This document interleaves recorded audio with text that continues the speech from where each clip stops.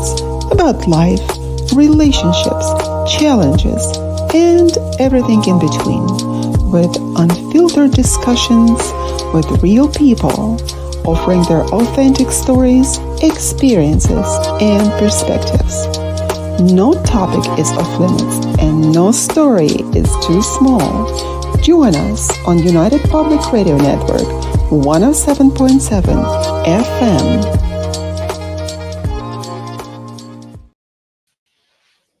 Hello, ladies and gentlemen. We are coming to you live with Dr. Sherry and Dr. Yana from United Public Radio Network 107.7 FM from beautiful New Orleans.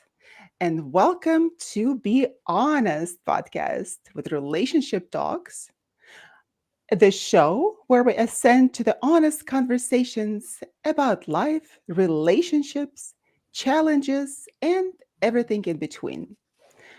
I'm your host, Dr. Yana again, and Dr. Sherry. And each week, our mission is to bring you raw, unfiltered discussions with real people, offering their authentic stories, experiences, and perspectives. In this ever changing world filled with filters and facades, we believe in the power of honesty. Join us as we explore moments that make us human, the struggles that shape our reality, and the conquests inspiring our lives. No topic is off limits, and no story is too small. Our honest experiences hold the power of connection and healing, reminding us that we are not alone in this path of life. Get ready to be honest on this candid, heartfelt episode. Whether you are looking for genuine advice, relatable lived experience, or just listening in, you are in the right place. This is Be Honest podcast, where we embrace the beauty of being authentically you and inspiring your life potential. Let's get started. What are we talking about today, Dr. Sherry? We are talking about discovering your essence and unmasking your purpose. Ooh, that is a really big topic. And I think that we ourselves, on this quest in life, searching for ourselves continuously, sometimes we think that we found ourselves, but it is a lifelong quest. Agreed. It's an ongoing process from the womb to the tomb. Oi. To the tomb. We're talking about tombs. We were just born, going on a quest, and then going to the tomb. That's that existential dread that oftentimes brings anxiety up in our everyday life. Exactly. Existential. I'm so glad I'm not existentialist, Dr. Sherry. You are. But as a determinist, we're still going to be there in the tomb. Right? Thank you It's very much for. determined. It's already been predetermined. That's right. But what do we do before we get there, before we have our final destination on this earth? We have to discover our purpose. And Now, yes, in essence, yes. But do you think that many people think about it, about this topic? I think a lot of people think about it and talk about it. It's do they act upon it? Do we take action towards discovering our essence? What is our essence? It's the intrinsic, deep, authentic being of what's inside of us. But how difficult is it to get in contact with it? Because at the very beginning of our lives, what happens with us? We are predetermined, our past are predetermined, life conditions are set out for life, for us. And all we have to do is to live the script, correct? And that's what we do from the moment that we're born, right? We're living the script that other people set up for us. So, when do you think that we start thinking about our life purpose?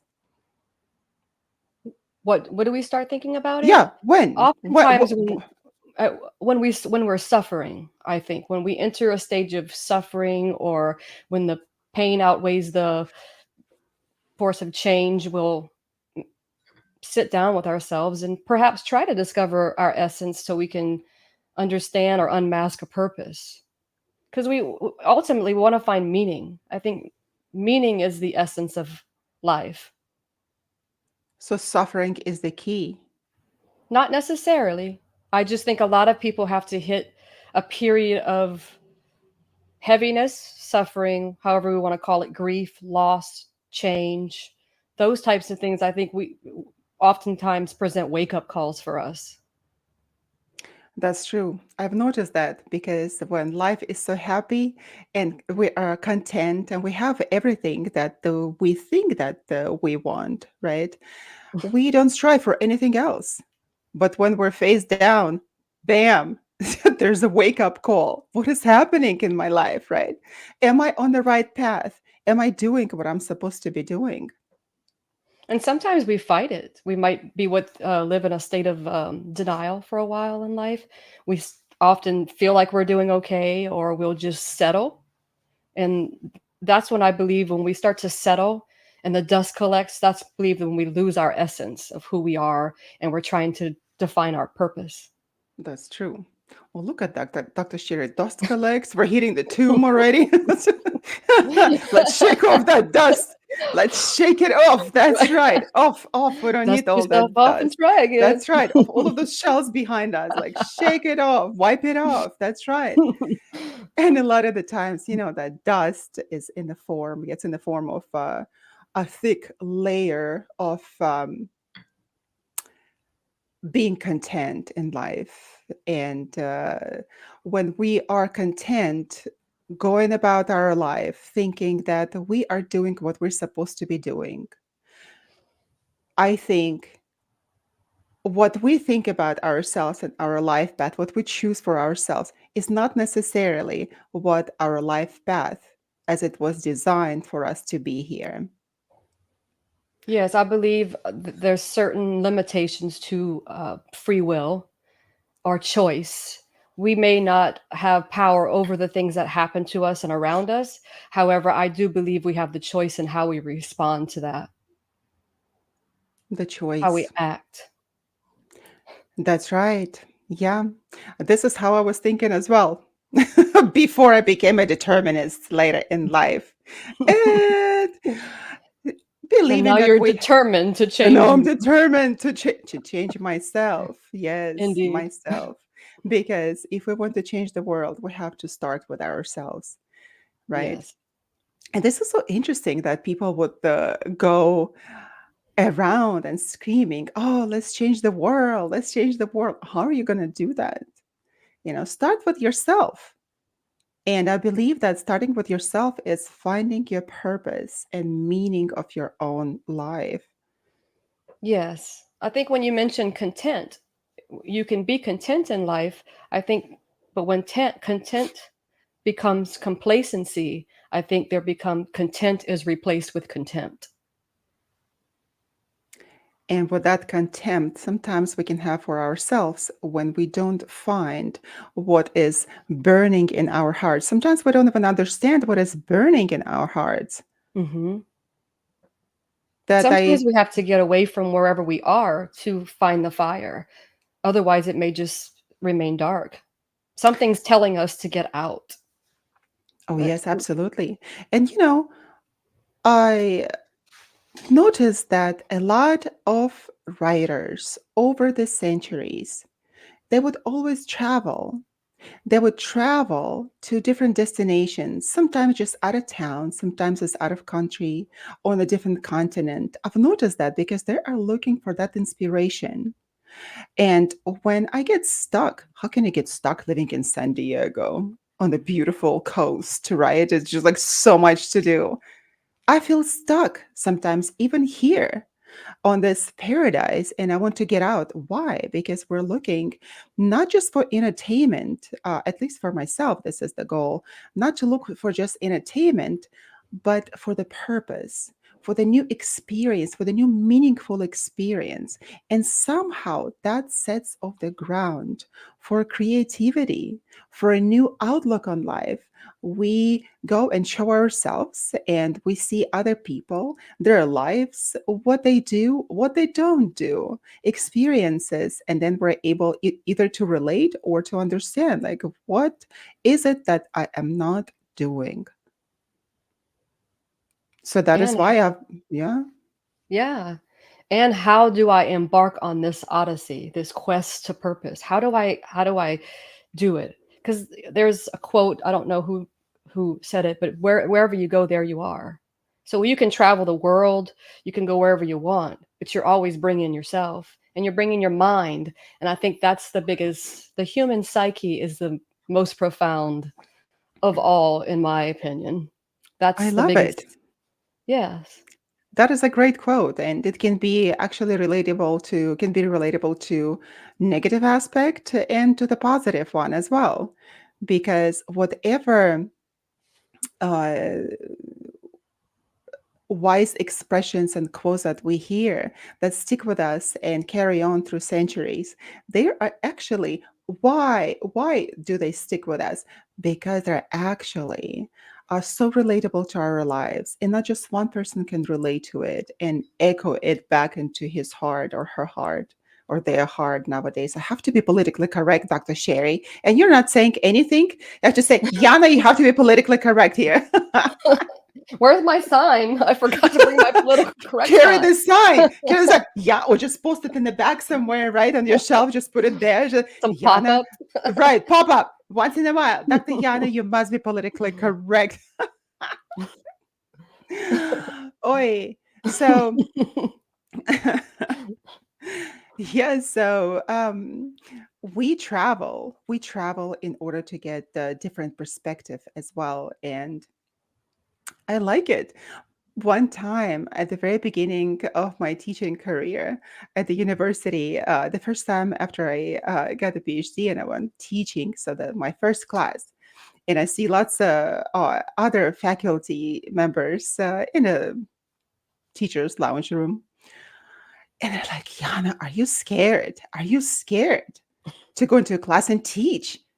And I'm like, I looked around and I thought, like, what is there to be scared? What are they talking about? I'm like, students are the ones that need to be scared of me. I'm coming in with the knowledge, that I need to beat into their heads, right?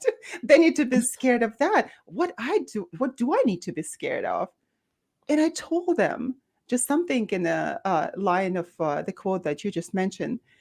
I told them that wherever, and whenever I go, I take myself with me, meaning that I am what I am, bringing philosophy here. I am what I am. And religion, God, I am God. I am what I am, seriously. And then I take myself with me, and I myself able to carry on and produce the lecture, even if I don't know anything of the subject. And sometimes, by the way, it is so funny that professors, there is a funny meme that some professors don't know anything about the subject up until like either 2 hours or 2 weeks before the class that they have to teach. So they learn it and then they go. And what do? They don't have all those notes at the end of the class, like you are planning to put the sign behind you, Yana, be politically correct, or don't, right? Yeah. So we don't. And I take ourselves. I take ourselves because me, myself, and I take all of us with me anywhere that I go. Yeah. So, Well, you're kind of like an ocean to these students who are tiny little sponges.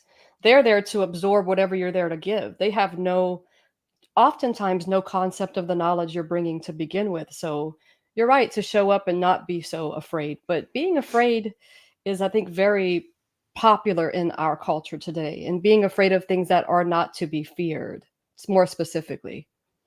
why is that in our culture we so venerate? The fear concept. Why? It is always here. Are you afraid? Is it because of the notion that we have to self deprecate ourselves and not really sound or look self confident or knowledgeable or not to really stick out from the society, have to be like everybody else? Why do you think is that? I think social construction has shaped perspective, and we're so stuck in thought. I believe as we become more, we lose more touch with nature, and we lose touch with connection, and we just think. And there's a quote, um, thinking is difficult. That's why we judge. So Mm, I think we a lot more time thinking, and it's difficult, so we judge. And when you're in that time of judging, you don't have there's no place to love, as Mother Teresa said. When you're busy judging, you can't love. hmm. So I think That's that true. causes a lot of fear. When you're in judgment, it's not reality. Ah, that's our favorite Carl Jung. That's right, we judge. And most of the time, we are our own worst critics. We judge ourselves for everything. I know I do. Doesn't matter how much I know, what I look, even if I could know everything in the world, I could be like the most gorgeous person in the world. I would still have that feeling that, you know, I don't know everything, not enough, for example, and that is humbleness. I believe that you have to assume in order to move forward. Otherwise, if you know everything, I know that there's a saying that fools know everything, and intelligent people always doubt themselves. So. As you can Well, if see, you Dr. Sherry, you're not complimenting me. I have to compliment myself for Pete's sake. well, I was Like, gonna tell you were up there on that gorgeous scale, so like telling myself that I'm intelligent, I'm just like trying to beat it into you and you're not saying anything. you're very intelligent. But of course, we don't know everything. I Oh, mean, this is a joke. Yeah, this is a joke. but when we So get to this point, that's the importance of discovering your essence. Because discovering you, when we judge, we're seeking outside of ourselves. But when you start to learn your own essence, you don't rely on validation outside of yourself. If you have all the tools to validate you, it doesn't matter what someone else thinks of you. At the that end of the day, it is doesn't. very profound at the end of the day. But how many times do we sit with ourselves, facing our own selves at the end of the day and not knowing what our purpose is? Because from that purpose comes the understanding of self validation. Hmm. Because if I continuously on social media in the evening, just like sitting there, either watching TV, sometimes I'm guilty of that, like mindlessly when I'm like, after a long day, I'm just sit there and mindlessly watch TV like a zombie. But and then what do we do? We sit on the social media and we scroll through other people's lives, thinking and admiring their lives. And in fact, that those are could be the people that are so self-conscious. They don't know what their life is all about, right? They're seeking for external validation, and we, as our audience, providing that. Hmm. So, where is that meaning in our lives? To finding purpose, To finding purpose. I think it's okay to sit there and do mindless things sometimes and not. I think it's gauging the Mhm. ability to not be guilty. When you start doing something, you're feeling guilty about it. It's like then you have to start navigating a whole nother emotion, guilt. So there's fear, and you have all these emotions of guilt. Um, Finding your purpose, I think you have to get through the essence of yourself first. Who am I? What does it mean to be human in this world as I am? And what is my purpose? Because I do believe we already know. As a determinist, your purpose is already determined, correct? My purpose. Yes, it was. Yes, it was, Dr. Sherry. It was, and I must say that a lot of the times we feel guilty because we're not fulfilling our destiny. I feel Oh, guilty for good. not fulfilling my destiny. But then you have to know what your destiny is. You know what happened to me a long time ago? I was 17 and I was revealed my destiny at that time. And I was like, you know what? I am not doing that. This is too difficult. This is absolutely difficult. And I am not doing it because this is what I want to do. This is what I want to do. And I did it all. I did it all. But over the years, that concept of what my destiny was that was revealed to me, it was coming in circles in my life. And if we think about the Jungian concept, the Swiss psychiatrist, the Dr. Carl Jung, of circumambulation, it's a mouthful. Sometimes it's so difficult to say circumambulation, that talks to us about our passions and desires from when we were children.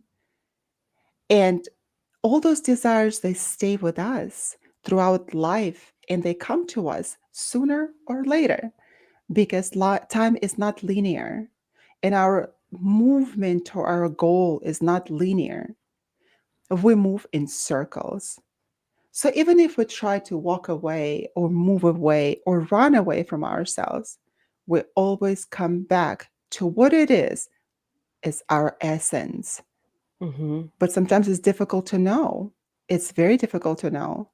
That is why I said I'm not doing it. And I moved away because it was so important for me to do what I want to do. And I was very stubborn at the time. And time humbles us and life humbles us. And it did humble me greatly.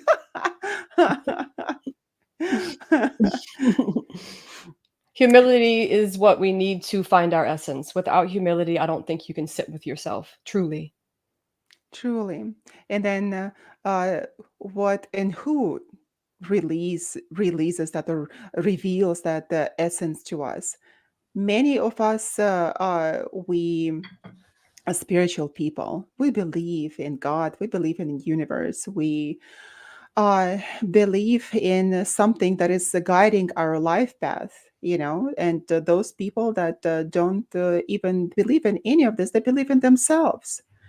And Self that will, self will and will to power, as my favorite Nietzsche says. Nietzsche. Yeah, exactly. Will to power, will to live. And when you know that it's your own goal, the same way we can say that I am who I am. Even if we think that we determine our life path, a lot of the time it may not be because I am who I am. I am what I am. That was said in many scriptures, says that God is within, the universe is within me. Indeed, So, God is everything, I've heard. yeah. The, the And phrase. whatever we call it, whatever name that we call it, nevertheless, it doesn't reduce the meaning of the concept of God, of the universe, of the governing law and power in our lives, and the laws of the universe that nobody canceled yet. And we have to live by the laws of the universe. Yes, So, it's like putting trust in fate, putting trust in something beyond your self will. Self will true. run riot. If we Oh, keep that's depending on true. our own thoughts. If you live between your ears and stay up there with the committee, you might see things that you don't want to see or keep living the same patterns and so on and so forth. So where do I need to go, Dr. Sherry? Tell me, if I don't want to live Here, between my ears, I have to live there. use your other Hmm. brain, your heart. So my heart. So if I live by my heart, by my intuition, what happens to my intellect? If I am very reasonable person and reason for me is more important than feelings. It's about if you listen to your intuition and it's guiding you, you should never be led astray because your intuition should come from a good place. However, if someone's mistaken their intuition for fear, that's a whole nother topic of conversation. Because then that's a feeling that's being directed by it's all tied to the mind. It's one big operating bodily physiological mechanism operating together. But I think when we lead with the heart, which I believe the heart is the spiritual in nature profoundness that you're speaking of, it's beyond. It's when the mind takes over, I believe, is when not necessarily in trouble. It's about how to navigate the mind. And that is so important, I believe, to think in these terms from the very beginning of your life, from the very beginning, to teach also our kids to trust themselves, to understand that nobody knows your life path as well as you do. Because as our parents, I've had a lot of clients who would be suffering in their lives that their parents would tell them that, oh, you have to be a doctor, because our entire family, they're all doctors. Mother and father, grandfather, grandmother, great grandparents, great great, whatever, back going to the BCE. So we're all doctors. Now you have to be a doctor too. So, It's a lot of but pressure. it's a lot of pressure. And the man, he was actually fond of architecture. So after getting his degree, M- MD, he became an MD, became a psychiatrist. He left it. He left it because he was suffering so tremendously. You would think that, how can you suffer? You're a psychiatrist, and there is a lack of psychiatrists in this world, especially here in California and San Diego. Essentially, that there's so many people that need it that there's a lack, and it's really difficult to get an appointment with a psychiatrist. And psychiatrists are just snatched just like that, and they get jobs, and are highly paid. So why? But he wasn't interested in that. That was not his life purpose. From the very beginning of his life, he was interested in modeling, not modeling as fashion modeling, but constructing with his hands. He was interested in architecture, how everything worked, and how to build things. And he finally went to school, and He he had me. became He an found his. architect. That's And he's that's. the happiest person now alive. I'm a chef outside of being a doctor of the Yes. human mind. I'm a professional chef, and I've met a lot of people along my journey in the dungeons of the kitchens, the beautiful places and creativity, who left their jobs and their careers to endeavor in that field because that's where they felt pulled to, and that's what brought them meaning. We can have little, but as long as we have meaning in our lives, that's the most important. You don't need a lot of material things and you don't need a lot of people. What you need is meaning. Without meaning, we can have whatever we want externally, but if you don't have meaning, you're always going to be searching for it, Always. and then you'll try to Always. find it in other people, and that may not be the best road, but it's only one way to find out. Yes. But at Travel. this, exactly, that's travel. But when we're not finding our life purpose and our meaning, what do? We try to calm our brain and body in something that is not suitable for us, that is not good. We're going to gambling, right? In order to avoid something, we go and we spend uh incredible amount of time just communicating with people, going to parties, just distracting ourselves, right? It's difficult to think, so that is why most people judge. Remember? Hmm. Yeah. Well, it's like you're not what you say you'll do. You are what you do. So we can talk and talk and talk until the cows come home, or the birds, or the pigs, or whatever, till we come home. Till we But come it's home, but we have to face ourselves. right. Like action speaks louder than words. When you get into a situation, and say it's negative for your life, and you get out and you learn something new, you plant seeds. You might hang around other people that plant seeds. And I promise, based on my own opinion in my own life, when seeds are planted, anytime you try to go back to something that you did before with those seeds, there's always going to be something inside of you that's saying something is feels off. Whether or not you choose to listen to it, that's your own, whether or not how deep you want to go down the hole there. Oh, but sometimes it can be so scary. Like, for example, in my case, I had to run away from that. There is a beautiful story, a biblical story of Jonah in the Old Testament and how he tried to run away from his destiny. What did he do? So God tells him, Jonah, you have to go to the town or the city. There was a very prominent city at the time called Nineveh. You have to go there and spread my word. And Jonah is like, oh my God, I am not going there. All these people are hating me. It's just like right now with Israelis and Palestinians, you can't go. You're Israeli and then you go to Palestinians and the Palestinians go to Israel and then what's going to happen to them, right? It's over the centuries. And just like recently, if we look at the Russians and Ukrainians, by the way, everyone forgot about the conflict of Russian and Ukrainians. All of a sudden, when there is a conflict broke out in the Middle East somehow. So when we do that, now I forgot what I was going to say. Why did I go even to Russia? Why did I go to Israel? You're going back to find your I'm destiny. going back to find my destiny.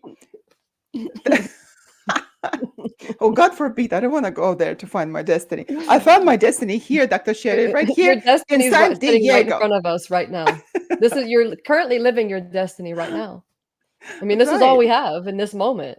It's all we have. Exactly. Well, Exactly. kind of.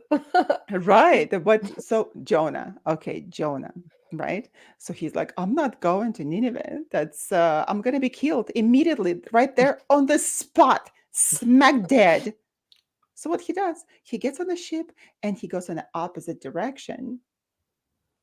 So what God does, he just creates the storm and he says, Jonah, this is your destiny.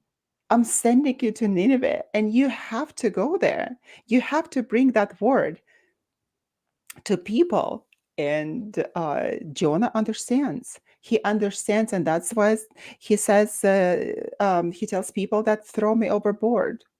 You know, how in a normal state of mind, anybody's going to say, throw me overboard in the middle of the sea in the storm. But he understands at the time why this is all happening because he disobeyed his destiny. And then he goes and then he gets swallowed by a whale and he spends 3 days in the stomach of a whale getting uh, reprogrammed, so to say. He understands his purpose at the time. He comes out reborn when the whale finally spits him out. Why? Why would the whale spit him out? Like she ate him. Keep him there. But the point of a story is that he comes out reborn and he understands what the life purpose is. And I'm sure it wasn't so incredibly peaceful and nice to be in the stomach of a whale with all of the stomach juices that is going to completely disintegrate you. But it didn't. It didn't. I'm sure it was difficult and it was dark, and he cried out to God, and nobody could hear him at the time. And he came out finally. He understood that that was his destiny. Now I want to go whale watching. I don't. I'm good. I'm good. I've been there. And, you know, those 3 days, actually, those 3 days, they are so meaningful for us to find our purpose or to understand this is what we need to do. And like you mentioned at the very beginning, we have to uh, fall flat on our face, to be at the bottom of a barrel, to alone in a dark space with suffering in order to understand where do I need to go. My life. However, once I believe you get through these periods, I believe seeds are planted throughout. Hopefully, people who are listening and watching, even younger people can. I always tell someone that's younger than me when I'm speaking to them, a client or helping someone, that I hope you can find your essence and purpose and not wait till you're older. Because suffering will get us there, I believe. However, after the seeds are planted, anytime we go back to, I think, and revisit similar situations, I guess what I'm trying to say here is, it doesn't always take suffering. Sometimes once the seeds have been planted, we might find ourselves in a place we don't want to be, and we're able to get out without having to suffer first. True. And then we get resistance to something that doesn't serve our purpose. You're absolutely right. When people think that, oh, resentment is such a bad feeling, it's not a bad feeling. Or anxiety. I have so many people that come to me and ask me to help me with anxiety. And they tell me, this is what I want to do. Now you have to help me with anxiety. Uh, to relieve me of this anxiety. And they said, like, you can do the hypnosis, just do your hypnotic tricks and rid me of the anxieties, you know. And I tell them, this is not one of my clients. She's like, I want to be a nurse. And her mom also said, oh, she wants to be a nurse, she needs to go there. And her entire life she was scared of blood. She did not want to be a nurse, but at the same time her mom was a nurse, and she already had like a couple of years of education in that, so she thinks that this is her life path and she should be doing that. When she really wanted to be a businesswoman, she was so attracted to all this business concept. She's always finding ways how to start a new business. So I told her, you will always be anxious. And this anxiety is actually fueling your life right now to become who you are, to become what you really want to do. So your soul is really telling you this is not the way. So when she finally graduated and she did go back to finish her nursing degree. And I'm not saying that everybody should just stop and go someplace else or do business. That's not it. That was a particular life path for this girl. And she fainted. On her first day of work, she fainted. And what is happening to her now? They came back to me and said, "Oh, you have to help her. You have to." I don't. I am not even going to take this case on because that anxiety is fueling her. That pain is telling her that she needs to go the other direction. So she started her own business, and she's happy as she doesn't have any anxieties. Maybe anxiety, we all have anxieties once in a while in our life, right? Anxiety is important.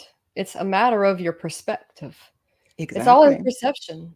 We could both look at the same photo and see something completely different. That's the beauty of the mind. I True. mean, if we were all alike, then I mean, this world would be one boring place. Well, True. from my perspective, since we're speaking about perspectives. Yeah. And at the same time, that with anxiety and also with the resentment, when I we have a think that, different take on resentment. I don't think resentment feels good at all. oh, it doesn't feel good at all. Or who wants to be resented? Resentful. Oh, come on, everybody. Let's just feel resentful right now. Sign me up. Everybody, everybody, let's be resentful. No, it doesn't feel good. But that resentment is telling you that something is wrong. It's teachable. Something is it's teachable. It shows you that you either have to create healthy boundaries or you have to go in a different direction. What is going on?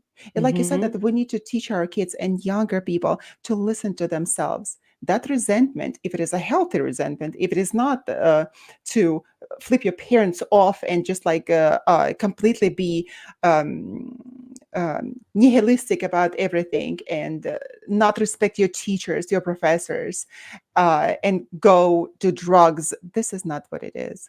We're Mm-mm. talking about healthy resentment. For example, I want to tell you my story of my daughter when she went to college. She actually received a congressional nomination for U.S. Air Force Academy, and she also applied to USNA.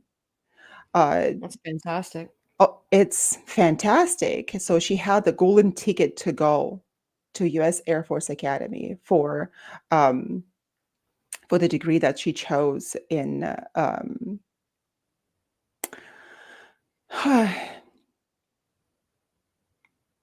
what I can't even pronounce. Aeronautics. I can. Yes, exactly. And that was so. It's a difficult degree, and for the girls to be there, it's even more important. So she got it all. She got it all. Congressional nomination. You have to have an interview. You have to go through all of this process. Then she gets this terrible anxiety. Mom, I don't want to do it. I don't want to do it. I'm like, how don't you want to do it? My entire family, we're all in the military. We are all in the Air Force, not in the Navy, but in the military, high ranking officers. And you don't want to do it? I'm like, oh my God, my life is crumbling. My life is crumbling in front of my eyes. My child doesn't want to do it. But I said, okay. It just killed me inside. It killed me inside because was on the opposite side, right? Mhm. So what happened is that okay, so she went to one of the UCs, University of California, and then a year later, USA Force is back after her again. So they found her somehow, and they offered her a contract. They said, "Come and teach nuclear engineering," when she was working on electrical engineering already. Come and teach nuclear engineering. And she thought, oh, this is a great possibility, great opportunity, because you'll get, as you know, Dr. Sherry, you are a veteran. You're a veteran. And it's so interesting to me to look at you. You're so beautiful, you're young and radiant, and you're a veteran. How is it possible? So you would understand that because I shared that with you before. And she went through the whole process, and the last thing what she needed to do in that process is to go to Washington DC to have an interview with the admiral. And the interview is the last step before you sign the contract. So everything is situated, everything, all the health exams are done, everything is done. She gets this incredible anxiety back again. Mom, I don't want to do it. I don't know. I don't want to. She said, I don't want to disappoint you and dad in order for not going to teach, for not signing this contract. And at that time, of course, I was already smarter. And I said, you should not be afraid to disappoint anybody but yourself. Because if you don't do what you have to do in your life, nobody will do it for you. So you have to listen to yourself. But Dr. Sherry, how many times our parents say that? Our parents don't say that, oh, you have to do, oh, you have to. You already gotten that degree. You have to do that. This is a great opportunity. You will get a job. It's a fantastic benefits. You'll be set for life. And that's what I told her before. But then I understood she has her own life path and she didn't take it. And good for her because she needs to walk her own path. Whatever is interesting to her, whatever feels right and confident. And we're not saying that you have to conquer the world. You have to become a president of United States. That's not it. We all find meaning. Like you said, meaning is very important. We all have to find meaning in what we do, in our life purpose. And that will inspire her for years to come to know that she was able to walk her own path with support and encouragement. And because there's a lot of children out there who don't even have that. They don't even have parents, or they don't have supportive parents who even give them an option, who even support them or encourage them for anything. So it's a blessing. And I'm grateful to hear that you were able to surrender your own control as a parent to let her be, and not create your own resentments, or have resentments or disappointments. And then parents, a lot of the times, they do resent their kids for choosing their own life path, right? Well, how do you know? I know it better as your parent, right? We Again, but have to that's listen to ourselves. we have to listen to ourselves, and we also have to understand what irritates us about others is oftentimes has everything to do with us. Again, Carl Jung. True, You know, true. in order to understand, uh, knowing our darknesses, our insides, is what is the method to getting to know someone else's darkness. It's the only way to deal with it. I think here we're like bringing up archetypes here. Archetypes. So talk Mm-hmm. to us. Dr. Sherry, you just like spitting comments and the quotes of Dr. Carl Jung. I You love love quotes. him. I know. I I just love know. quotes in general. I think they have been a guiding force in my life. Dr. Maya Angelou is a big influence in my Mhm. life as well. Like she said, if they knew better, they do better.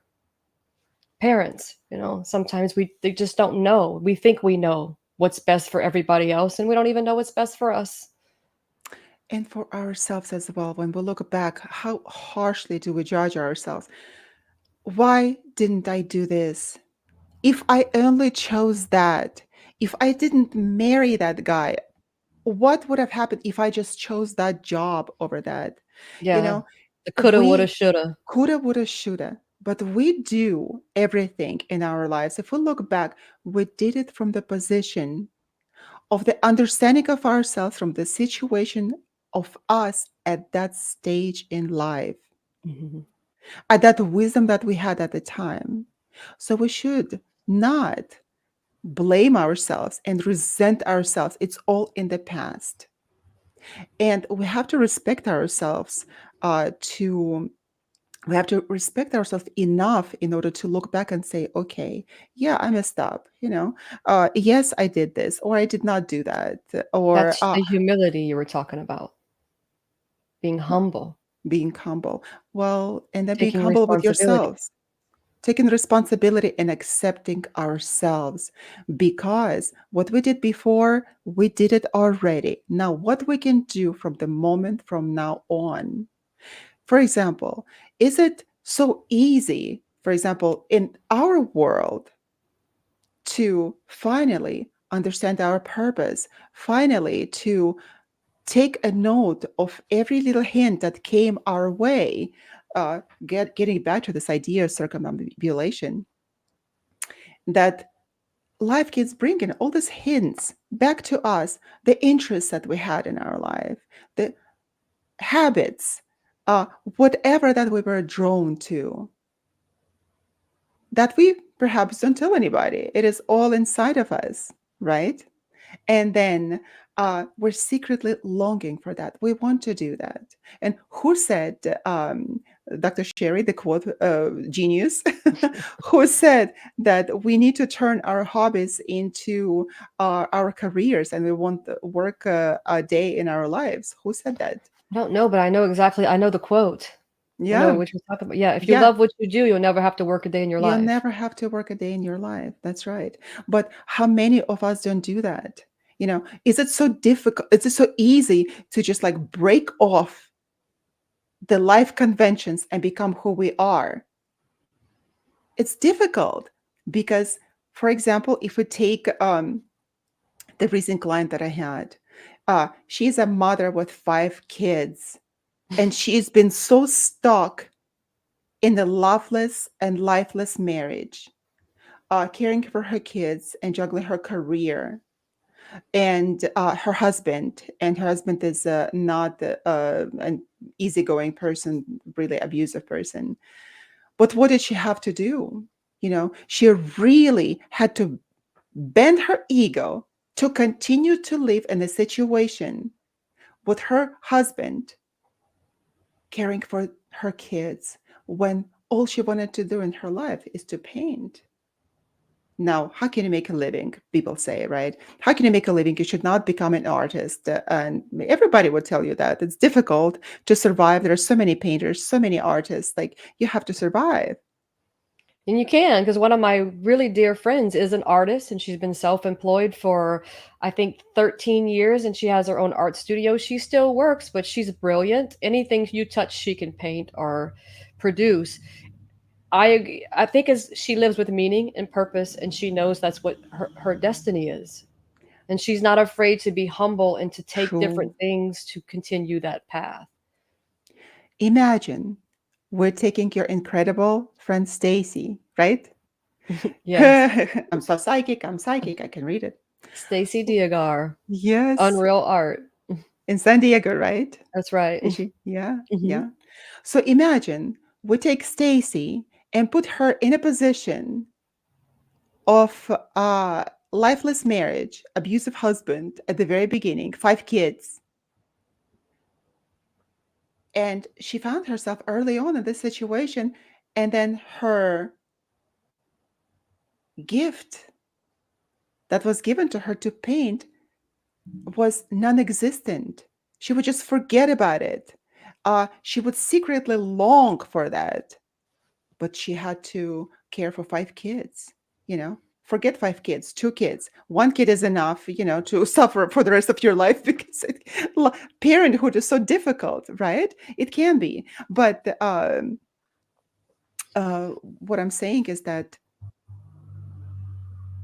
that client of mine, she Yeah. little by little, she started painting. Even she did not get the career of a most famous artist in the world. That painting gave her meaning, and she was able to express herself that way. And she's still, unfortunately, in that situation because it's not easy to leave the conventional situations that we already have. But But she's the beautiful thing about her situation is that she's able to bring her unconscious to the conscious. So instead of to continuously stuff it, because as Jung says, I believe until we bring the unconscious conscious, it will direct our life, and we will call it fate. we'll So call it until we fate. bring that, she's bringing it up. It's a way for her to express, and if she may be able to accept her reality instead of Absolutely. resent it. Oh, absolutely. Resentment. Wow, what an interesting conversation we're having. And thank you for joining those who are watching us right now. We are coming live to you from United Public Radio Network, 107.7 FM.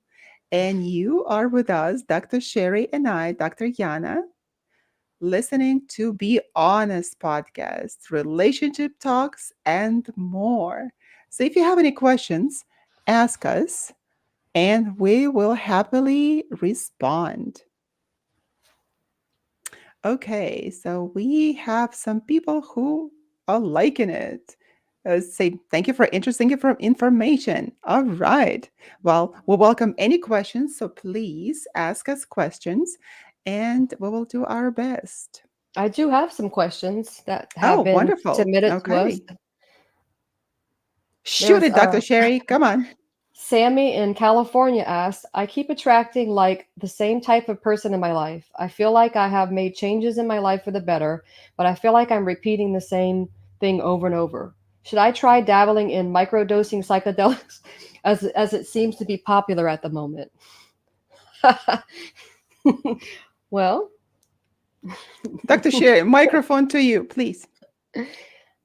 I would say that any type of external use of a substance, I can't say to subscribe or not subscribe to something like that because I'm not well versed in it. However, I would maybe consider that to be a little bit of a pseudo healing.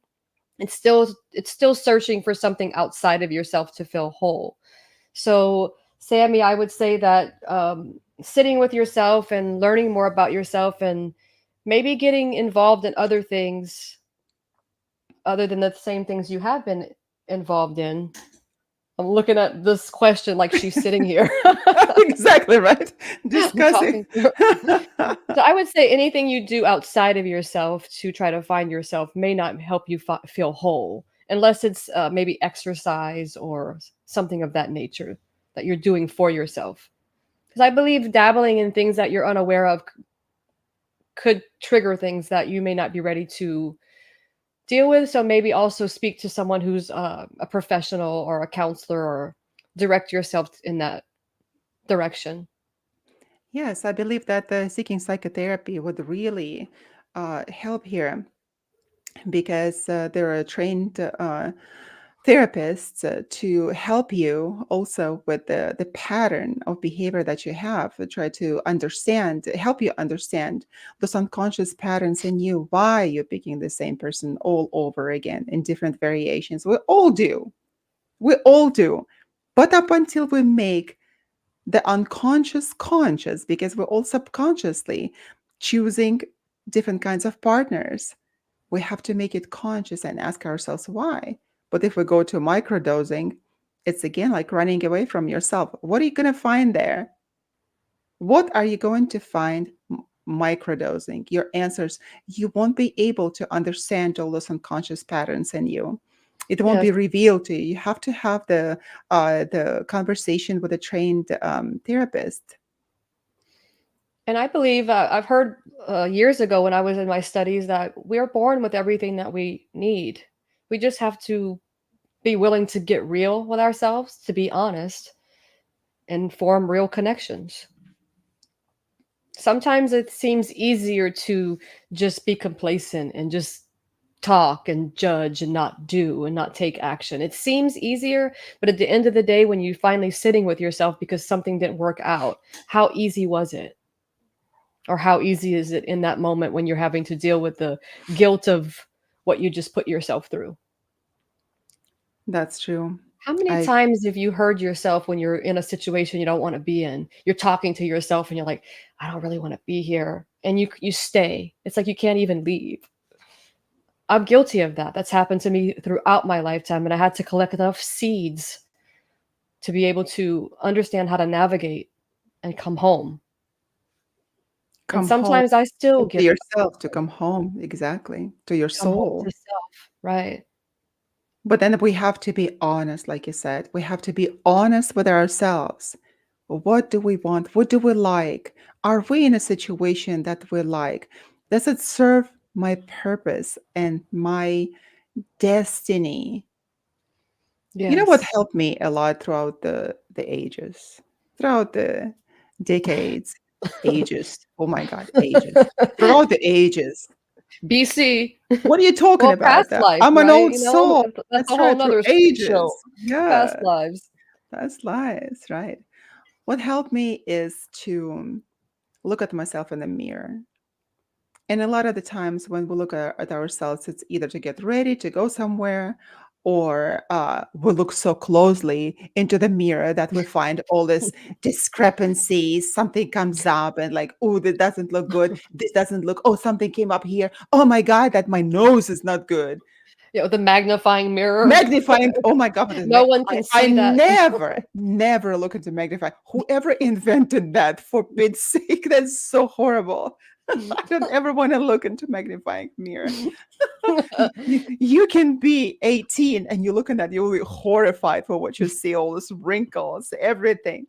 So no, no magnifying mirrors for me. I look in a regular mirror, Mirror, but mirror on the wall. Tell Yana all. yes, and the mirror will tell you, if you look honestly and if you look onto yourself and say, okay, this is I who I am. Getting back, I am who I am. You know, in our society, there is a tendency to accept ourselves for who we are. We can be, forgive me, uh, pieces of horrible things. I'm not going to say it. You can be an absolute dumbass. You can be a horrible human being. And at the same time, if the society says, oh, we all have to accept ourselves, then I have to accept ourselves being a nasty individual, right? Abusing other people, being nasty and saying horrible things. But that's not the case. We have to be changing ourselves. We have to be bettering ourselves all the time. But when we look at ourselves in the mirror and trying to discover our purpose consciously, we say, okay, this is what it is. I'm going to take what I see right now in the mirror and I'm going to talk with myself and see what comes out of it. So I discuss the life issues with myself. I just go and consciously discuss. You know, sometimes it's really nice to talk to a smart individual. So I look at myself in the mirror, the intellectual. Why haven't you called me back? I've been talking to myself for hours. Exactly. I love talking to myself. So yes, I look in the mirror and I converse with myself as well. And I'm honest. I'm honest. Not a lot of the times I do. It's in voice. I don't talk to myself, but in my head, I do. Just like you said, why did I do it? Why am I It's okay to here? talk to Why am yourself, I though. here? The science shows that the people after 40 that starts speaking to themselves, and it's a normal thing. So if you see people talking to themselves and they seemingly, young and normal looking, not necessarily that they're crazy. because we like to talk to ourselves. This And morning, I was taking the dogs out. I'm like talking to myself. Oh, what a nice day! The sun is shining. Oh, I want to go to the field, and I'm gonna hang myself. Not in terms of like hanging myself, but there's the tourniquets, that the exercise, and you just hang to make you feel better, right? To extend your spine, and that's good. wow. And I'm talking to myself. I'm like, if people just heard me talking to myself and not my dogs. Again, though, that brings up if somebody's judging you based on you talking to yourself, then they're already coming out of their own self. Judging another person, you're coming out of yourself. You automatically have taken your perception, which is not even probably close to the other person's perception, and now you're judging their perception. Oh, I we're think it's judging exactly. my But mom how? always told me fall in Mhm. love with the woman in the mirror. And so, like you're doing, you're falling in love with the person in the mirror because you're learning to love yourself. If those people who don't want to stand in front of a mirror, you can also write. Writing, I think that you can talk to yourself all the time. However, when you take a method of getting it out, whereas the writing, speaking in the mirror, those types of things, I think you're taking it out of yourself. And I think when you take it out and it reflects back, that's a process of bringing the unconscious to the conscious. You're taking That's it true. out and you're looking at it consciously. Your mom is such a wise woman. And it's so good to have a mom who would speak to you wisely. If only I would listen. I didn't. Oh, For so many years I didn't listen. I never fell in love with myself. It took me decades, probably centuries at this point, to fall in love with myself. I'm still learning to love myself. It's an ongoing process because I believe we will always be triggered by the shadows. There's the archetype of the persona. We bring that up because it's sometimes in certain situations it's very important to have a persona because sometimes we can present ourselves or we dress up to present ourselves a certain way in different social gatherings. Personas are not always a negative thing. However, when we wear the persona for far too long and we're not becoming ourselves and we live the persona, I think that's when it begins to overshadow.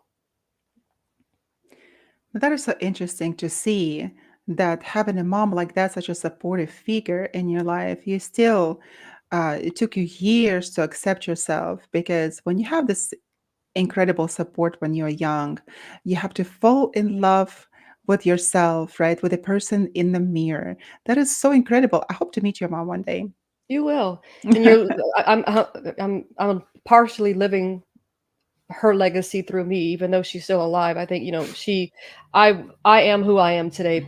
It's a big reason of my parents, and I'm grateful to have that because I do honor that and I do know a lot of people do not have that. So if I could give to other people who don't have what I have to be able to provide the love that I was given in my life, that's my purpose in this world, is to give back what I've been giving to so many people who never have that or who have lost their parents.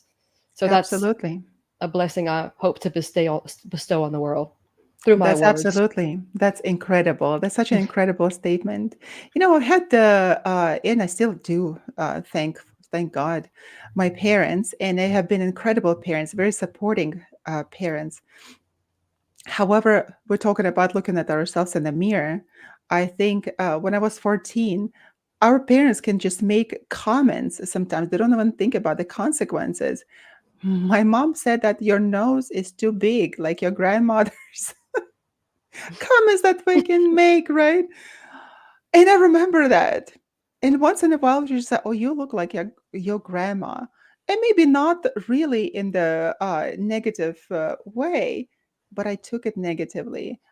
We don't go and fight with our parents over a single thing. So, as parents, we have to be so careful talking to our children because I grew up thinking that I had a big fat nose. And of course, in my mind, it's not just big nose, it became even bigger out of proportions. And I've always been so um, feeling so bad about my face, about my nose. And it's like Einstein said, if you judge the fish by the way it climbs a tree, the fish will grow up and think that its entire life that it's stupid.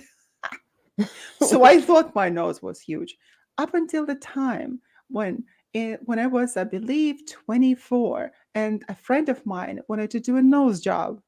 And she looked at me and she said, Yana, Wish I had a nose like yours. And I'm like, mine? What are you talking about? I was 24. He said, what are you talking about? My nose is so big. Now, Sherry, look at my nose. My nose is not And big at now all. you know so much. And so, My nose knows so much. yes, Exactly. follow your nose. So that was the first time in my life that I looked at myself through the eyes of another person, that she wanted a nose like mine. And this comes from the personal experience. And we have to be so conscious of what we tell other people, especially children, because they, like you said, they are sponges. So I look at myself in the mirror and I said, you know what? I'm so proud of my nose. And my nose is actually fine. It Yes, is when we're being conditioned by other people, by their remarks, but something that they say. So I would suggest, if you're a conscious human being, just other people's opinion should not be your personal business. So let them have an opinion of you, you know? which is And easier said than done, and that's exactly why we're here today, to tell you yes, how to navigate that. Because it's easier said exactly. than done to not listen to what someone else says about you. True. That's true. So that's why the self validation comes from within. So look at yourself in the mirror and ask honest questions. What Yes. do I like in this life? Is my life at the stage where it is right now? Is it satisfying to me? And what can I do to make it better? To listen to your own inner voice and Yes. start doing things that you have always wanted to do. Because if we don't do things that we've always wanted to do and that is sitting dormant in our hearts, but we know someday, we tell ourselves someday, that someday never comes.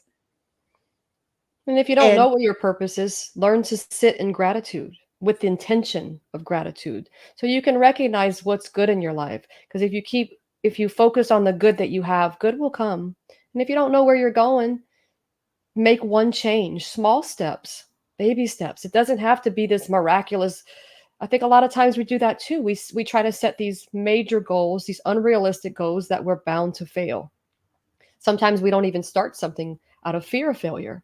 It happened to me when I was in the process of doing my dissertation. I'm like, why can't I start? And then someone said, probably, have you considered there's a fear of failure? And when that was spoken to me, it opened a door. I had no idea that that was a possibility.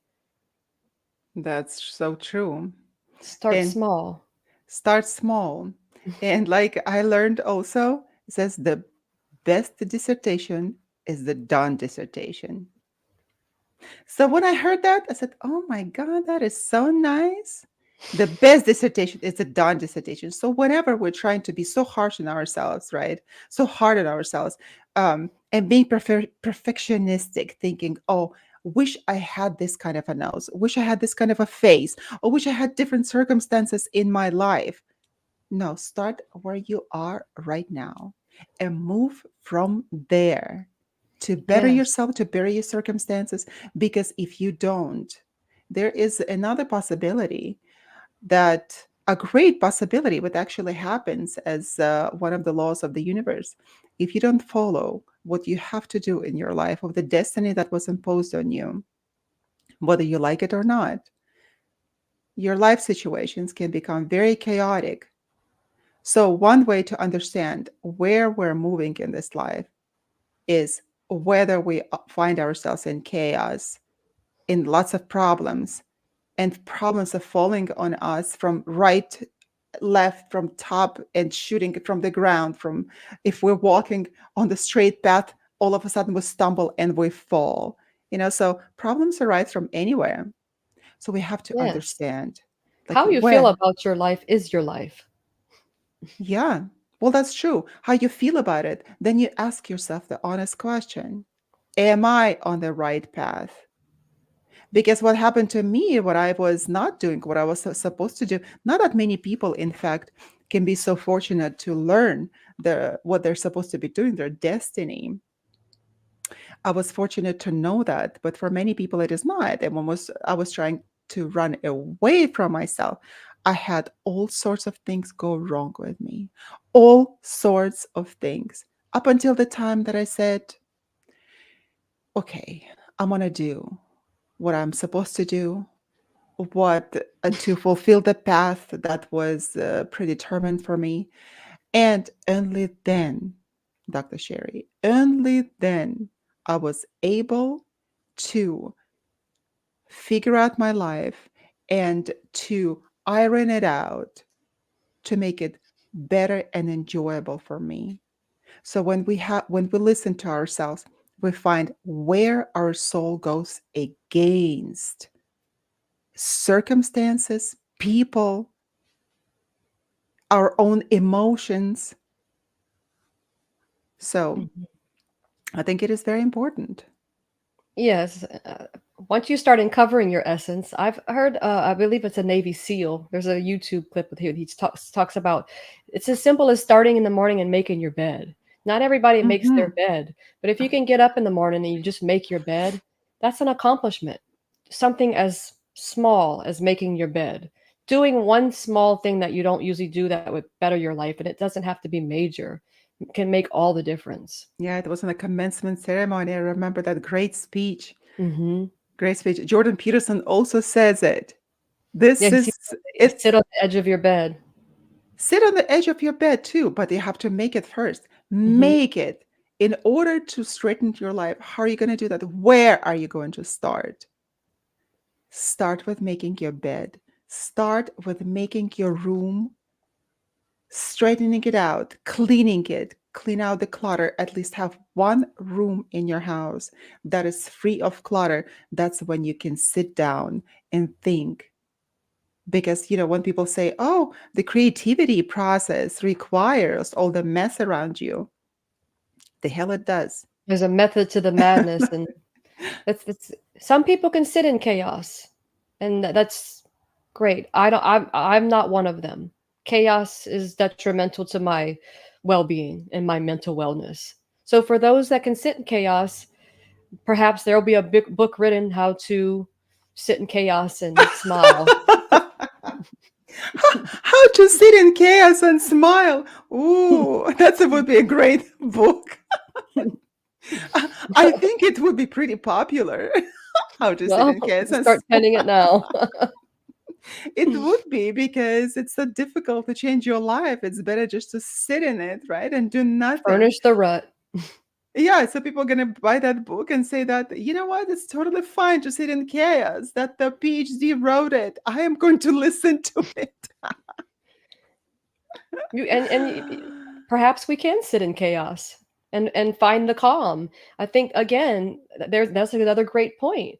You can be in a very chaotic situation or circumstance in your life, and it's how you respond.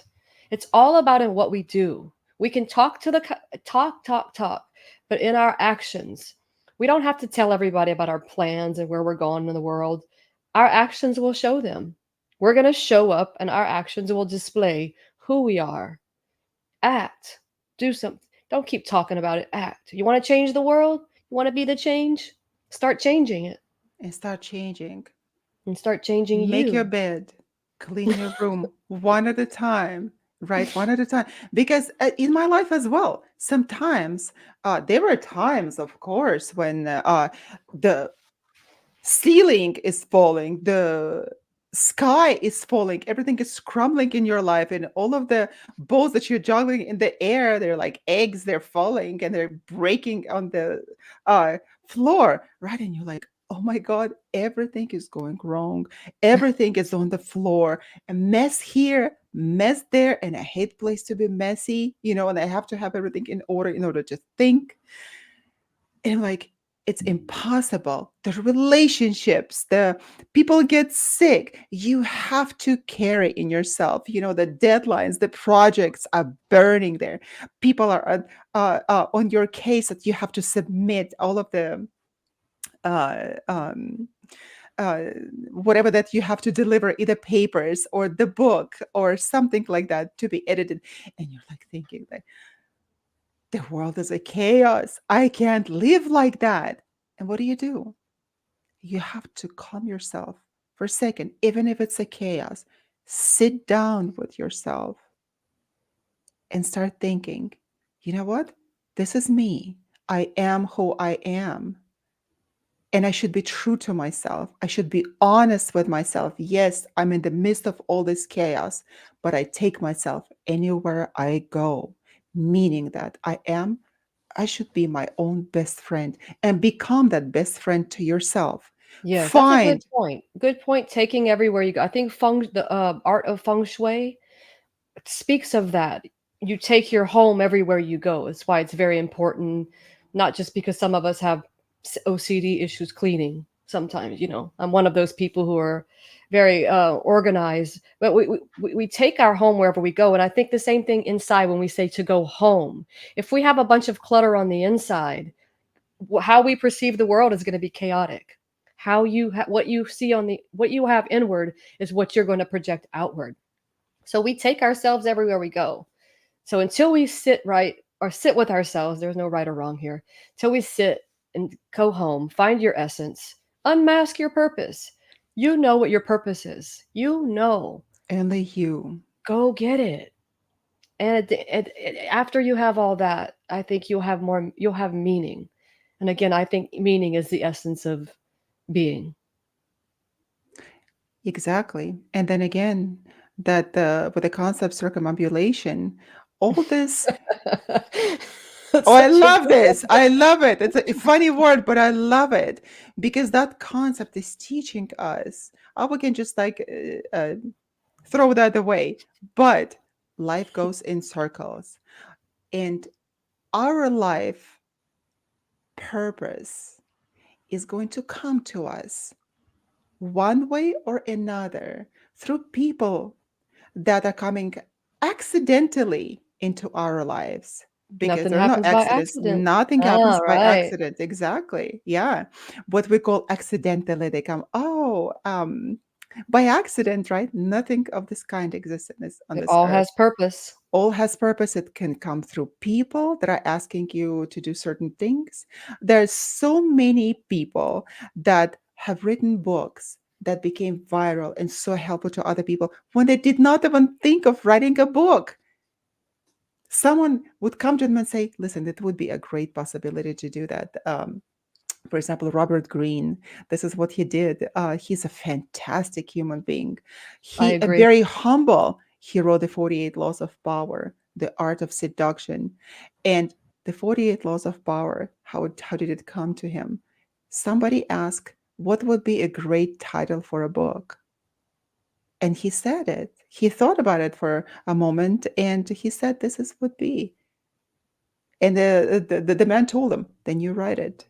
Then Hmm. you write the book, and he wrote that book. And he Now we did. all can benefit from that, but he didn't even think of writing it originally. So people will come to our life. Circumstances are going to come into our life. And It's circum. sometimes when you write these things, like I mean, I've experienced that too. Like even with writing a dissertation, you might ask me the next day, "What is it about?" And I'm like, it's amazing. I don't know. Like we're like channels of information that flow out because we're open in that moment, and it's like how to not to say how did I write that, but it's like wow, some things are so profound. And then when you write it and you go back and All you're like, things. did I write it? This looks so smart. Did I write it? Are those my thoughts?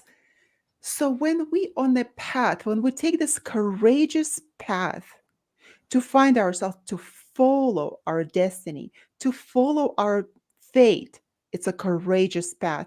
Nobody said it would be easy. It's a courageous path to follow. You hear?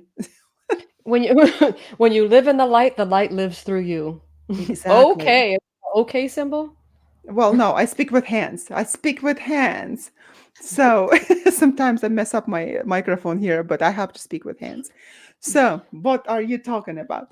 Well, it's an So, element of being human, so it's wonderful yeah, that you share your that's how we hands. express ourselves. And then when we look back after we started that process, courageously taking our path and walking on it, and we look back and I said, did I do it? Did I do it? It was so difficult to do. Did I actually do it? Yes, you did. You had Yes, the you did. But courage. you had the courage, but you have to take that first step, and then the second, and then the third, and the path is going to open up for you, but you have to take that first step. Yes. Change the way you see the world, and and things will change. Wayne Dyer. You're just a well of wisdom, Dr. Sherry. I always told you that you're well of Likewise, wisdom. likewise. Oh, finally, Dr. Sherry. What is it? What do I have to do to get that little compliment here? Oh, yeah, sometimes, sometimes we have to compliment ourselves. Sometimes like we said, that we walk around and talking to ourselves. I sometimes talk to myself and self-validate. Oh, good for you. That was really smart. Like, you did that because who else is gonna do it? Now Like my dad, let's pat ourselves on the back. like my dad says, if you don't praise yourself, nobody will. So you better do it. And I, most of the time, I do. Well, good for you. Or because a lot of the time we're so harsh on ourselves, and we blame ourselves for everything. Why not say something nice? Hmm. Why not say, oh, you did it so nicely today. You Absolutely. looked at yourself in the mirror and you understood your purpose. There's another quote. It As says, easy as that. "Listen to always be careful what you say, because you're listening." You're listening. I used You to are tell that listening to yourself. students and my students when they would feel bad about something. I always, even people in general, I try to share that since I've learned it. It's like, be mindful of what you say because you're listening.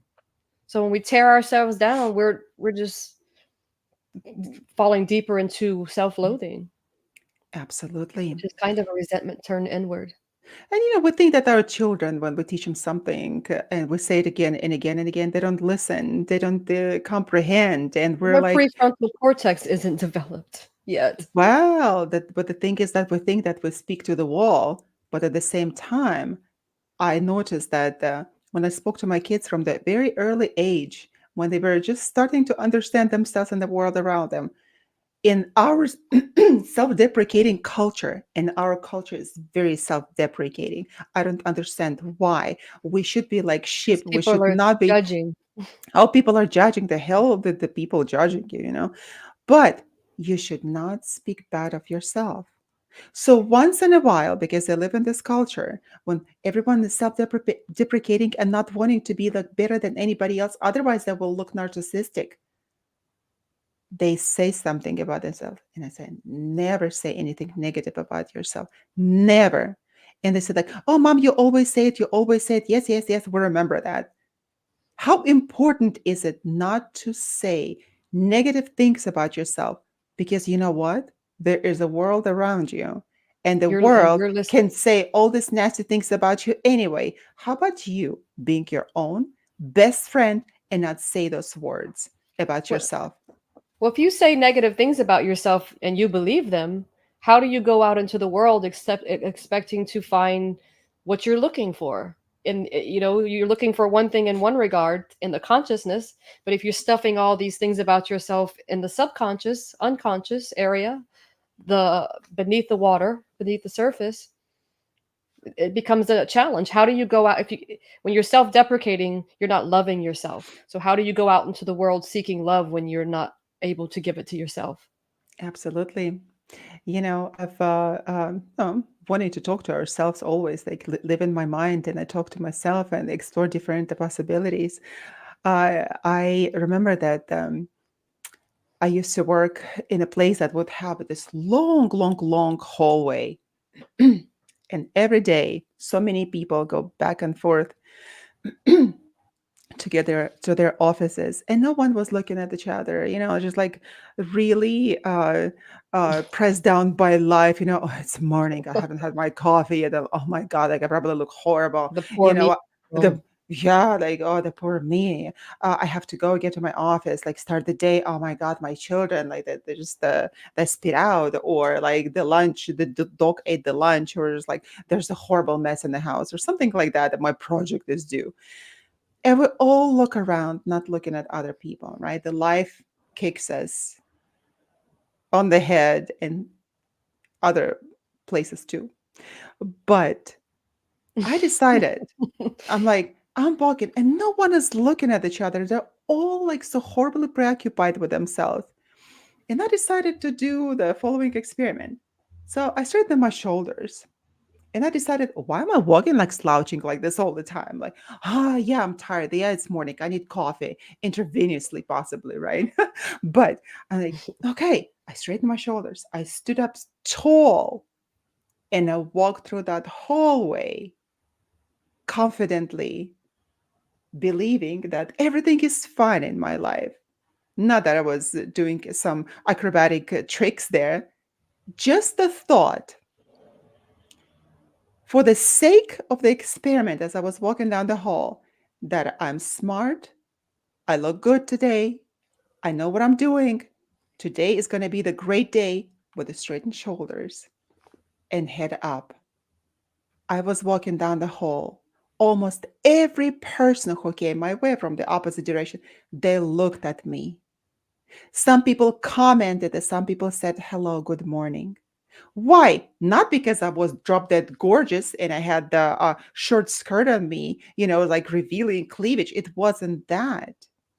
It was people noticing the confidence, noticing the warmth of another human being, noticing the person who is in front of them, And who made a change? Because if you who make a made a change, change. be the change you want to be in the, be the change you want to see in the world. So that small change in yourself, people notice change. And thankfully they weren't too self-deprecating themselves to actually notice. Because some Well, people try, will criticize over noticing. They will find try. something. Yeah. Yeah, you can try. Just make one that little step in whatever area that you have. Try it. Talk well to yourself. Believe even for a moment that you are that person who you want to be. Believe it. What do we have in our society? What's saying, Dr. Sherry? Act fake until you make it, right? Fake it Fake it until till you you make make it. it. Yeah, why? You are tricking your subconscious into the way that how you want to be.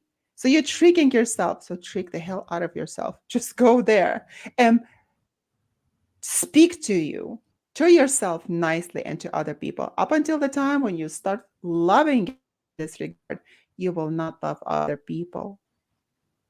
Well, to be And or other not to people will be, actually perceive. be honest. Be honest. Be honest. Look at yourself in the mirror and like yourself. Talk to yourself because the power of subconscious is incredibly powerful. So talk to yourself nicely and things will change in your life. Yes. Make a change, act. Act upon it. Stop thinking it, stop saying it, and do it. And don't try, do it. I was in the military, and that's one thing that was told. You don't try, you do. So don't Oh, I try love it. it, don't think it, you do it. So get out there and do it. Greatly said. And I'm so glad that our military is this is the way that they do it because trying sets yourself for failure.